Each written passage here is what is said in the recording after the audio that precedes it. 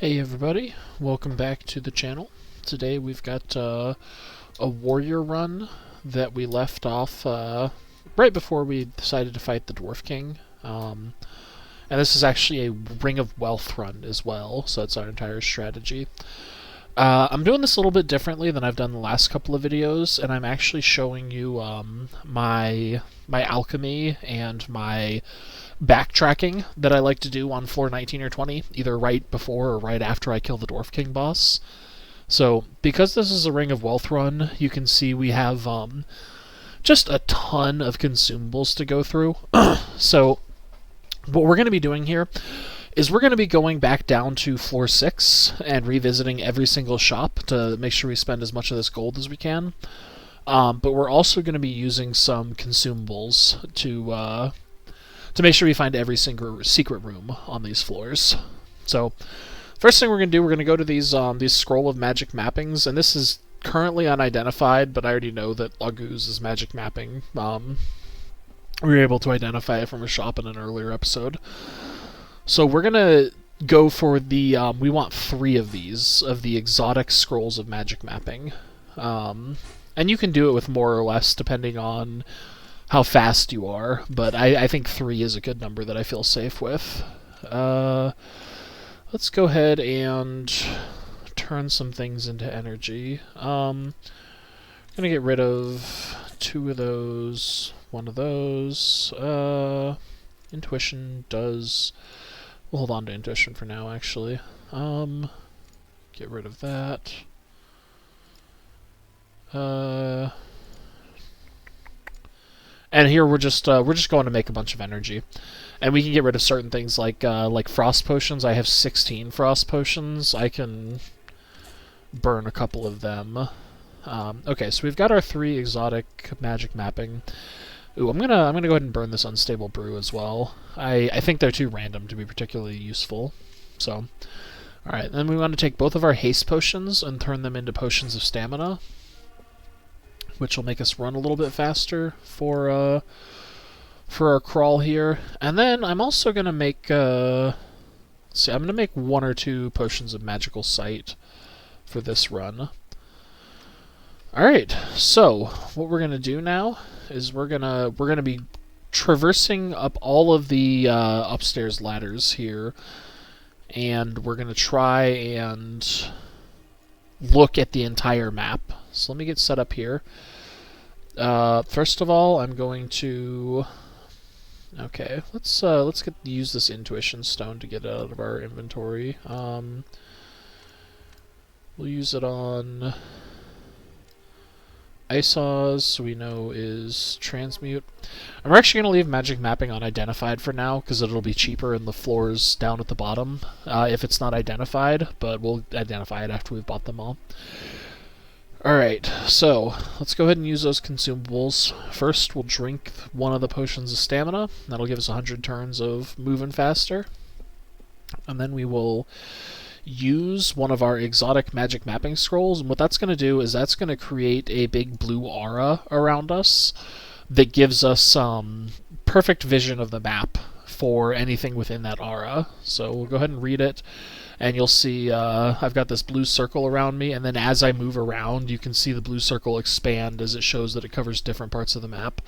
So this is just going to ensure that that I see if there are any secret rooms. So you do want to avoid combat while you're doing this, because you notice the buff lasts a long time. I've got like 400 turns of foresight, but I still don't want to do anything other than cover distance. So you're going to notice I'm trying to avoid every possible fight while I'm doing this room scanning, and then you'll also see that when I find a secret room, I'm not actually going to bother looting it. I'm just going to continue running towards the next floor up, and the reason for that is that I can always loot them on my way back down the floors after I no longer have my consumables running.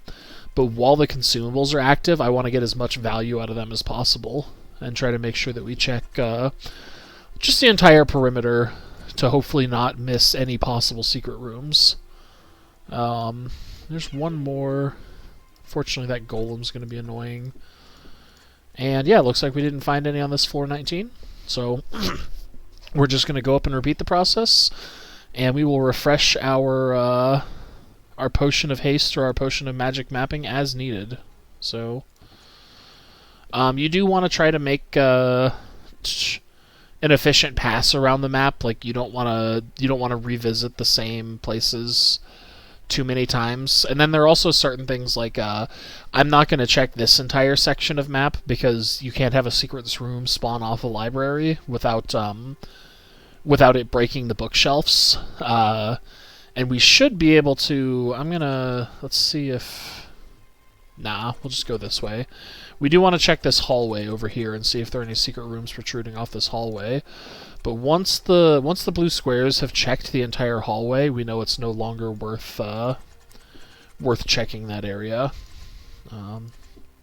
Still no secret rooms yet. Kind of unfortunate. None here. We'll go up here. Take a little peek there. Kind of surprised. I'm actually not really surprised. Never mind. And this is a great way to check for any loot that you missed, but it will also notably improve your score if you're interested in like trying to get the high scores on your runs when you're doing this. So this is definitely how you want to play for the most score possible. And it's also you can do this in any run, but it is generally a bit easier with Ring of Wealth runs, just because the Ring of Wealth guarantees you have so many more consumables than you're used to having. Let's see. Kind of unfortunate that we've got such a big room over here that's a bit out of the way, but... And still nothing. Huh, that's impressive. We either found all of the secret rooms on the first run-through in this set of floors, or we just didn't get any secret room spawns. Which I think is possible, but I don't think it's that likely. So, but that is everything. So, we'll just keep on going here. We ran out of the haste potion a while ago. We'll go ahead and use the next one here, just because.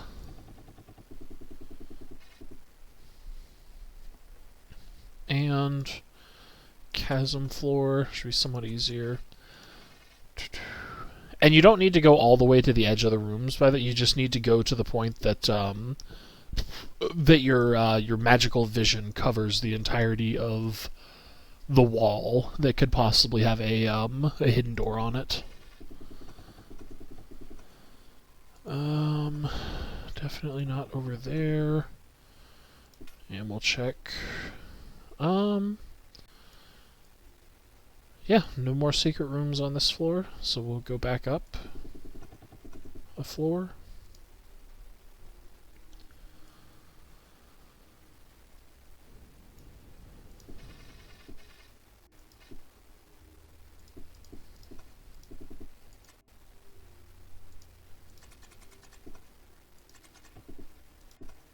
Oop, there's a secret room that we've just identified, so that's cool. We're not going to be able to get around this vampire bat because he's in a hallway, so we're just going to try to kill him as quickly as possible. And then, unfortunately, I shouldn't have thrown my boomerang because I would have been able to move on without waiting for it. We're close enough to the down ladder now, though, that we're just going to backtrack and go up to the next one. The spider is going to annoy the snot out of us, but we can skip its web by throwing something at it. And it is worth like getting a rough idea of the path that you want to take through the level before you start moving, just because that allows you to be a little bit more efficient with trying to cover the entire like area of the map with the vision from the exotic mapping scroll. And ours looks like it's going to run out pretty soon, so we're going to see if we can get to the end of this little section of map. And then we did identify another secret here, it looks like, so that's pretty cool. And that's everything. So let's... You also notice we postponed eating until we were done with using the rest of that magic mapping scroll, just because we want as many of our actions as humanly possible to be moving and looking for new secrets instead of anything else, like eating food or fighting or whatever the case is. So let's crack our next one. And I don't think there can be anything on the other side of these fish rooms, but it didn't hurt to take a look. Well, it did actually hurt. I very explicitly took damage there, but I don't mind taking that damage. There's another secret room. It's annoying that the bat keeps on attacking us and slowing us down a little bit, but it's not actually costing us any turns off of our scroll. So I would rather just watch myself dodge and take 0 damage from the bat than possibly lose any time on my foresight scroll. Because we do still want to check the first 5 floors before we're done with this go back run.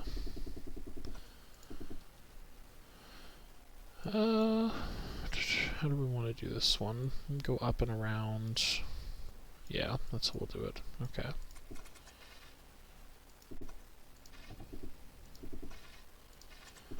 This is also the kind of thing that it gets easier the more you play as you start to develop an eye for what feels like it could be a secret room, because it's definitely not obvious early on, I think, what could possibly be a secret room and what is obviously not a secret room. So once you have a bit of a sense for that, this becomes a lot easier and you'll be able to do it a little bit more efficiently.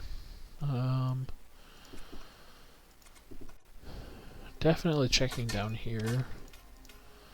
And we are not too worried about killing the enemies anymore, just because at this level we know they're all going to die in 1 or 2 hits. And also because I'm using the swiftness enchant on my armor, if I kill the enemies near me, that lets me go back to running faster, which will end up preserving more of this foresight buff over time.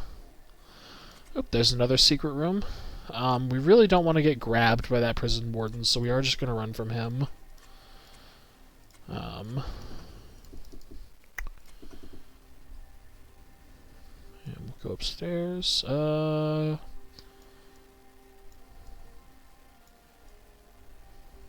Odd floor, but whatever. So we'll go ahead and explore the bottom first. I don't think there can be a secret off of the fish room there, so we're going to leave that little segment alone and explore other areas.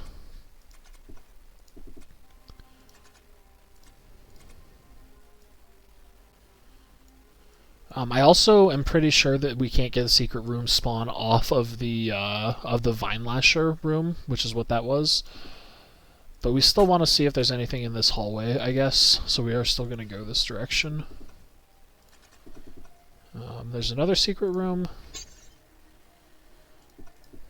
And no secret room down there.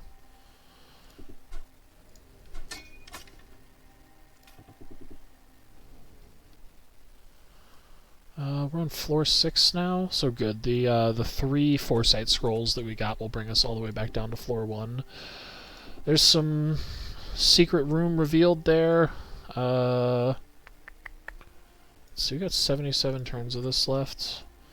There could technically be something off of this room. So actually, I guess we made enough foresight scrolls that it's not going to hurt us to check. But nope, nothing up there.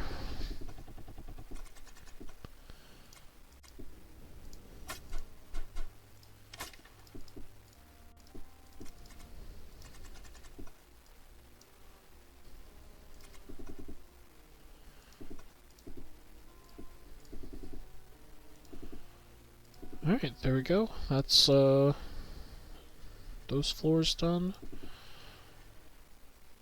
And home stretch of this, secret room finding mission. Crack our last foresight scroll. And see where it takes us. So it looks like we did already discover this secret room on this level, so we're probably not going to find anything here. Oh, look, it's another chance to possibly get goo, which we're not going to use.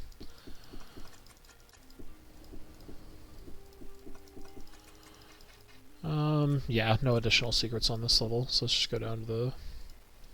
or up to floor 3, I guess, not down to floor 3. That's far enough to see that entire room. More fly swarm. I don't know if that alchemy room that we see was intended or hidden, but if it was hidden, that probably means we're not going to find another secret room. Either way, we've scanned the entire playable section of the map at this point, so go this way. And it looks like we already found the secret room here too. I think that's what that summon room that we emptied out earlier in a couple episodes ago is. And last but not least, floor 1. I don't know that I've ever found a secret room on floor 1, leading me to wonder if it's even possible for a secret room to spawn on floor 1. But it doesn't hurt us to check, and we still have the time left on the magic foresight scroll or whatever. So there we go. We've now scanned the entire first 19 floors of the dungeon with 3 exotic magic mapping scrolls, and we can go back up and collect the loot from all of the secret rooms as we pass by them again. So at this point, all I'm going to be doing is giving the map a quick once-over to see if there's any secret room I need to revisit, and then either clicking to that secret room or just going to the next floor. So I'm going to try to run through this bit fairly quickly, and I'm probably not going to super in-depth explain every action that I'm taking the way that I try to most of the other time.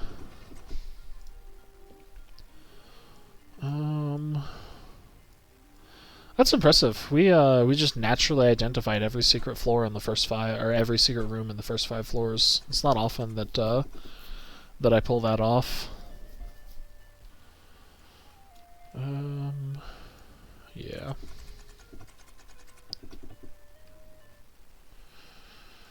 Alright, and here's our first secret that we had not already revealed.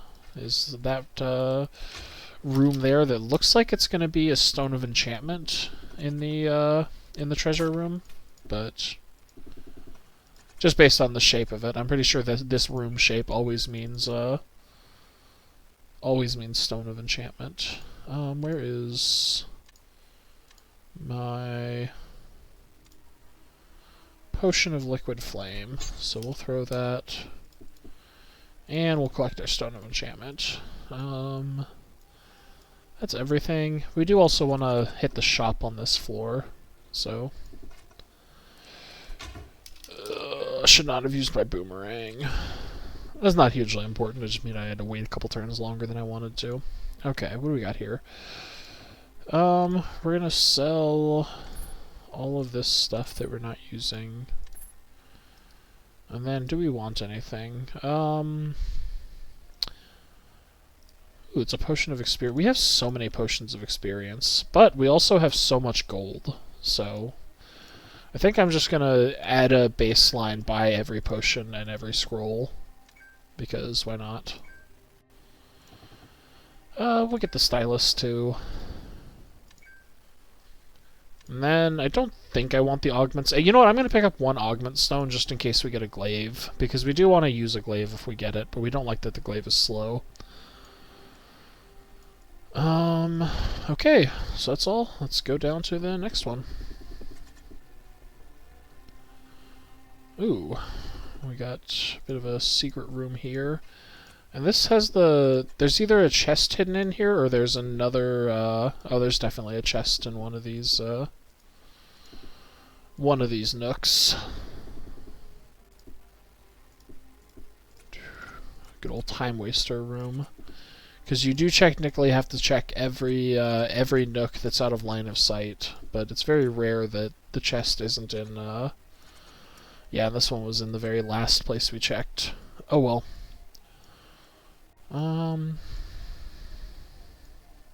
Back down there.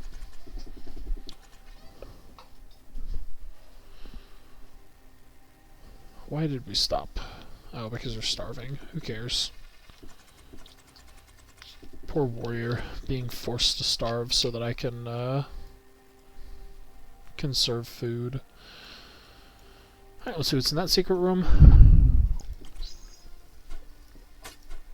If the prison warden decides we can go do that. And it is a honeybee room. Not our favorite, but...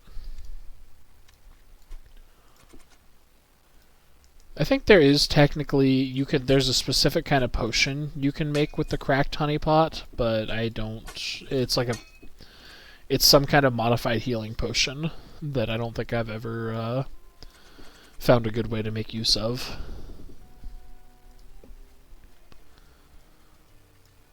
No secret rooms here, so we're just going down. Well, we're killing the skeleton and then we're going down.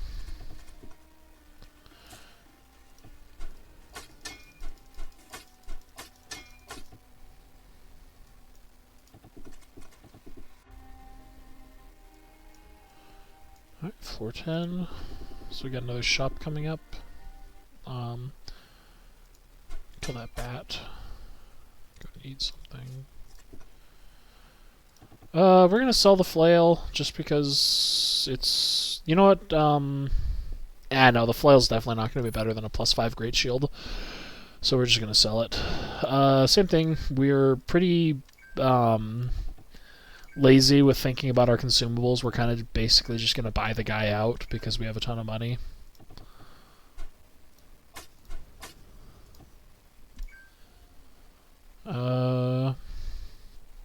Yep, and that's everything I could possibly want from here. I guess it couldn't hurt to buy the other Stone of Augment, just in case.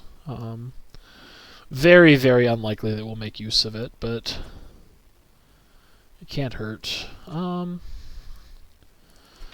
kill this guy and get his unique drop.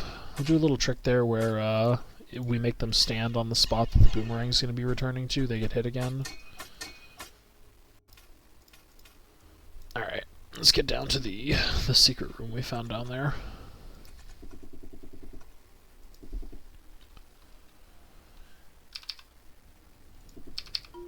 There we go.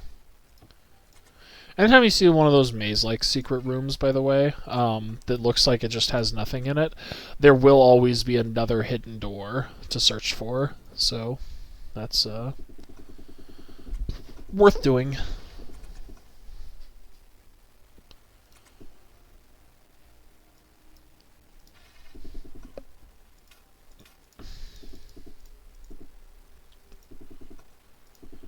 Health well. Why not? We could technically save that for the Ascension, but it's not super important. And also we'd have to kind of walk out of our way to get to that well, so actually I really don't think it's worth it to leave it for the way back up. Let's see, that looks like a trap room, but we have 5 levitation potions, so we'll be fine. Burning spider is pretty annoying. Yeah,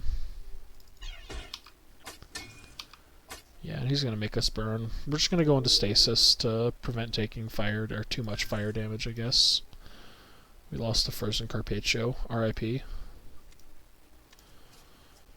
Then... Ooh, we need to pay to play to even get in. That's surprising.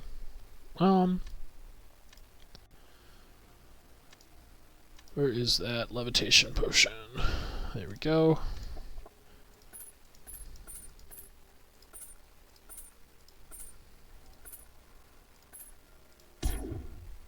Oop, then we got hit by that disintegration. That's not ideal, but it's not that big a deal. It's a shame we didn't plan that to blow up on one that would allow us to exit the room, but... And I think we're actually gonna save a levitation potion and just use our blink stone. We'll be turning all of our teleportation scrolls into blink stones at some point in time, so it's not a huge deal to lose that one there.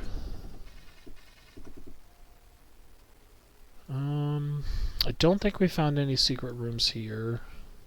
Yeah, we didn't, so just go ahead and traverse upwards again.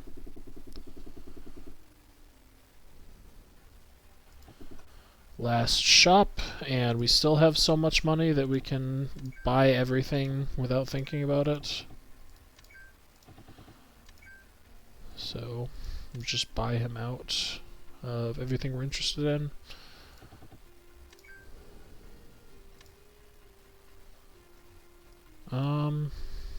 Yeah, let's see, we got no extra secret rooms on this floor, so... And right now we're heading back to, I think I'm going to make a stop at the alchemy pot on floor 19, but, yeah, we're gonna hit that alchemy pot, then we'll kill the dwarf king on floor 20, and then we'll probably call that the end of the episode here.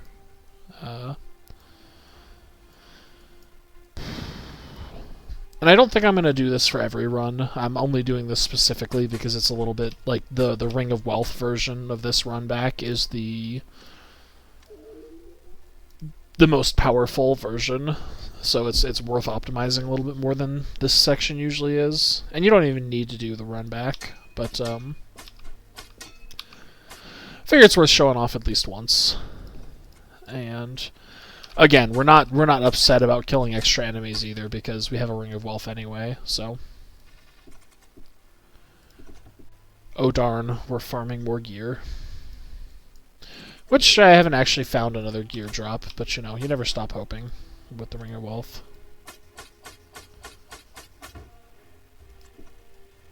No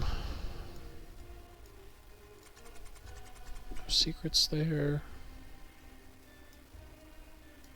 And last but not least, we really did just not get any secrets we didn't discover in these last 5 floors, huh?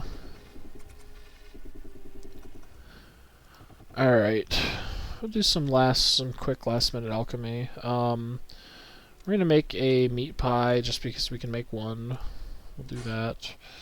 We'll turn our bland fruit into a star fruit, or whatever the level up one is, so that as soon as we're done farming with the Ring of Wealth, we can just eat that and then drink all the potions of experience to immediately get to level 30. What else are we going to do? We're going to turn all of our teleport scrolls into blinkstones. I think blinkstone is just the best consumable that you can get out of a teleport scroll by a wide margin. We've got 4 magic mapping scrolls, so we're really happy with that. That'll allow us to magic map every demon floor. I do want to get 2 divination scrolls here, just because this should identify most of the rest of the rings that we haven't seen yet, and that'll make it slightly easier on us identifying wealth drops. So, let's see. Yeah, we do have every single ring identified now, so we no longer have to worry about what kind of ring we get when a ring drops. And then I think I'm going to go ahead and do my my pre-boss alchemy as well. So we'll turn a couple more frost and fire potions into energy because we have a ton of extras of those potions. And then, excuse me. So for Yogg Dizwa, the first thing I'd like to do is turn a... So we're going to take a paralytic gas potion. We're going to turn that into an earthen armor. And then we're going to take that earthen armor potion that we just made and combine it with a blob of goo to get an elixir of arcane armor. That'll reduce all the magic damage you take for a long time. Then we want to make... let's get our fire potions, and I'm going to make 2 potions of Dragon's Breath, and then we're going to take those Dragon's Breath potions, and we're going to turn them both into... Where is it? We're going to turn them both into Elixir of Dragon's Blood. The reason we're making 2 of these is you want one of them for the Fire Hand of Yogg, because this makes you immune to flames, which is pretty powerful. And then this potion also happens to be really good against the Grass Hand of Yogg, because it allows you to burn all the grass he spawns, which makes the boss somewhat weaker. So we're going to make 2 of those. Then we're going to find a Poison Gas potion here. Turn that into a potion of corrosive gas, and then that corrosive gas potion we're going to turn into a toxic essence. Same justification, it makes you immune to poison. There's a Poison Hand of Yogg. Self-explanatory. Let's go ahead and do that. So we've got our Elixir of Toxic Essence. Okay, so we've got Toxic for the Toxic Hand, 2 bits of Fire for the Fire and Grass Hands. We've got Magical Sights. We're probably going to make more of these, but the Magical Sights are very good against the Light and Dark Hand of Yogg. The Elixir of Arcane Armor is good against the entire fight, and then we don't need anything special for the Rusted Fist. So I think we're going to call this good for the Yogg fight for now. Other than that, I do think it's worth turning your Mind Vision into Magical Sight. I can't foresee a reason I would want a Magical Sight over a Mind Vision. So let's make a little bit more energy so that we can do that. I'm not going to use this potion of Snap Freeze, so we'll go ahead and burn that for the cause. And then we'll burn a couple of healing potions. Famous last words, they're not that important. Yeah, and then we'll just make a bunch of Mind Vision potions. We're probably going to do 1 more seed just so we can turn all of our... Yeah, so we want 2 more energy. Let's burn a seed. What was I doing? I was making Mind Vision potions. And then the very last thing I want to do, this isn't super important, it's something that I like to do occasionally.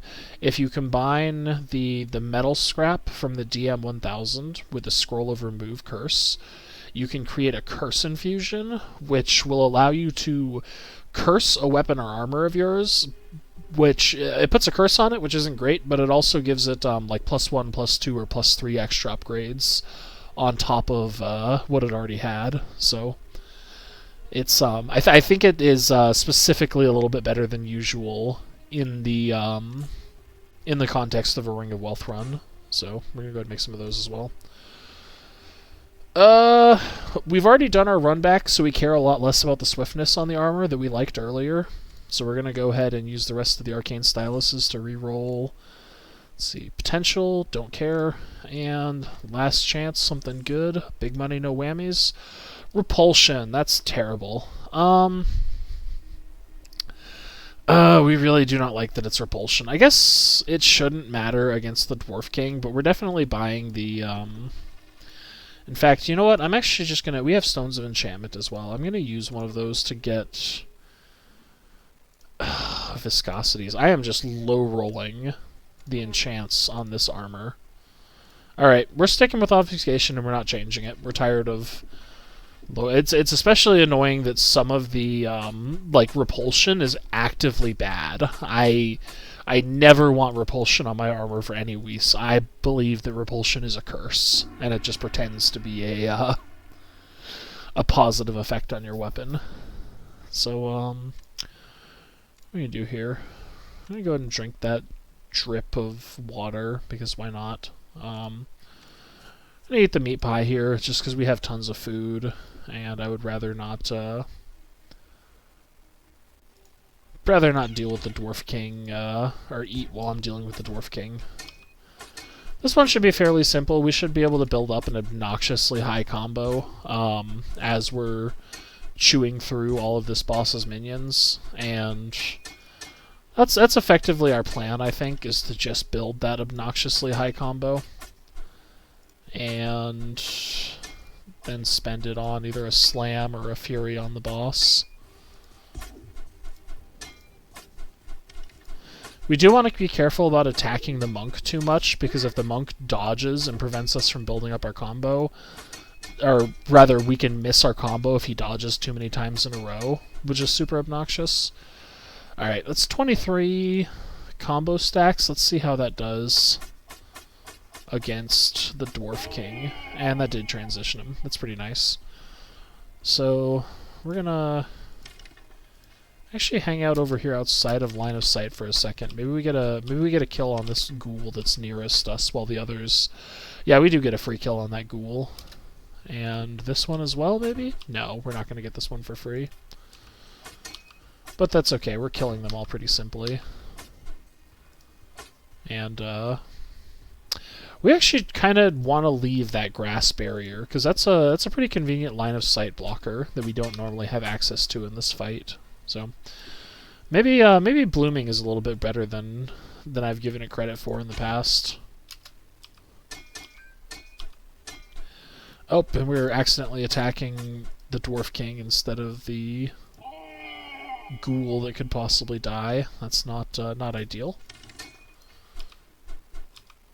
We did get lucky, and the warlock spawned right on top of us, so we don't need to go anywhere to kill him. And the same thing as before, like with the warlocks throughout the entire floor that we just did. You absolutely don't want to let them hit you with their degrading magic, so we heavily prioritize getting rid of that first. Go ahead and use a crush here, because that should clear out some zombies. And then, was that actually... I can't... Yeah, there's another enemy. We're going to collect some of these dewdrops. Oh, that's nice. Our warlock is entirely line of sight blocked, so... Yeah, I'm happier with the blooming enchant, more so than I've ever been before. Creating a ton of terrain, or a ton of line of sight blockers in the Dwarf King's room is pretty... Because you've noticed there should be another golem here somewhere, but the other golem seems like it still hasn't found and aggroed us. You'll also notice, by the way, that I'm using consumables instead of combo. The idea is that if I just kill all of these enemies vanilla with auto attacks, then I should be able to immediately end the Dwarf King with a super highly stacked Fury. We're on to one combo, so we're going to clobber just to make sure we don't drop the combo there. Up, and we dropped our combo. That sucks. I'm annoyed at myself for allowing that to happen. But whatever. And we're just gonna hit him a bunch, make sure we stay in range of the warlock. He's probably dead at this point, but oh, we lost our combo too. Wait, why is he... Yeah, he's still taking his deferred damage.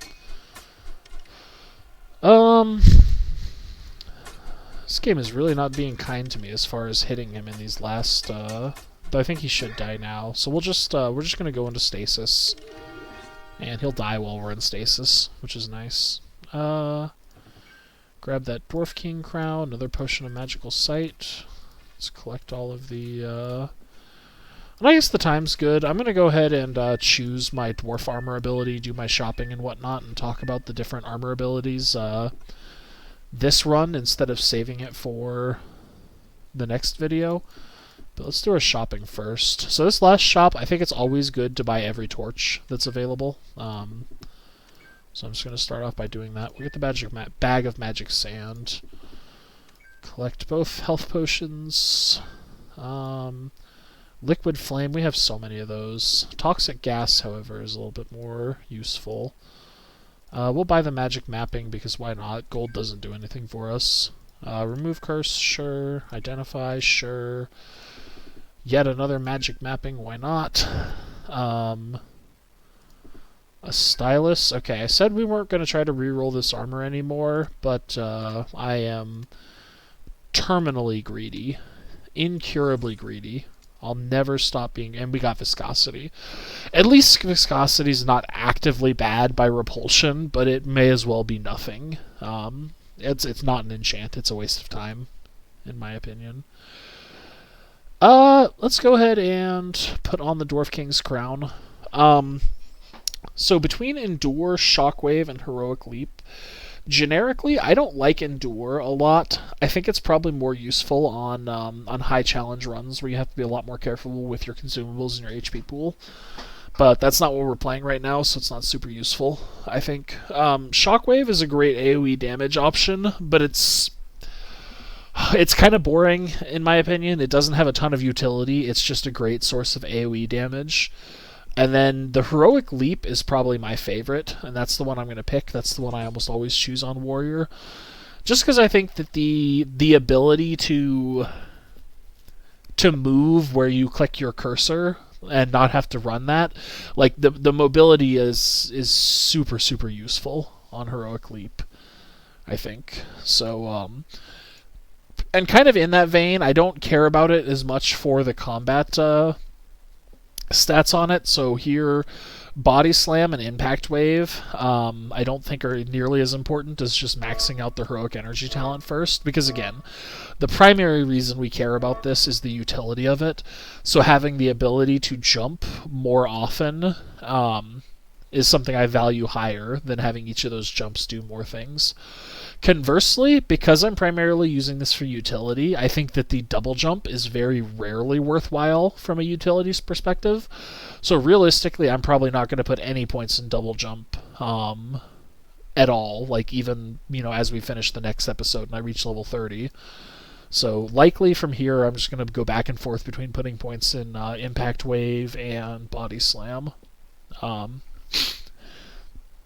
Probably start with Body Slam, just because that's actually... we're going to start with Impact Wave, because the knockback on that is probably the most useful thing. Oh, and we also wanted to... let's go ahead and turn our wands into... There's one more thing that I forgot to do at the Alchemy Station, and that was... turn these wands that I'm not using into upgrade materials for the wands that I do possibly want to use. Ugh. Get some more food from that monk. Alright, here we go. And we are going to need some energy, so let's go and turn some seeds into... I could technically be turning all these seeds into potions if I really wanted to, but since I'm not using crossbows on this run, and I'm not tipping darts with them, I don't think they're worth as much, so I'm pretty comfortable just throwing them away. Okay, don't care about you, don't care about you, don't care about you, and I have one more regrowth wand. I don't feel like identifying it manually, so I'm just going to use a scroll to do it. And we're going to go ahead and turn that wand into Arcane Dust as well. We're going to turn the like we've been shooting the Earthen Wand, but I think it's pretty bad, and I would honestly rather just have extra arcane resin to immediately augment any wands I get dropped in the demon halls, is kind of my thought on it. So we'll go ahead and use the arcane resin to level up the nature wand we're keeping. But after that, we're just holding the rest of it. Yeah, and there we go. That's going to be the end of the episode. So I'm going to go ahead and position myself right before the demon halls and then call it. As always, if you guys have any questions or comments about what you saw in the episode, or if there's any gameplay element or piece of content that you guys would like to see in the future, let me know, and I will try to get back to you as soon as I can. Other than that, hope you guys enjoyed the video, and I will see y'all next time. Have a good one.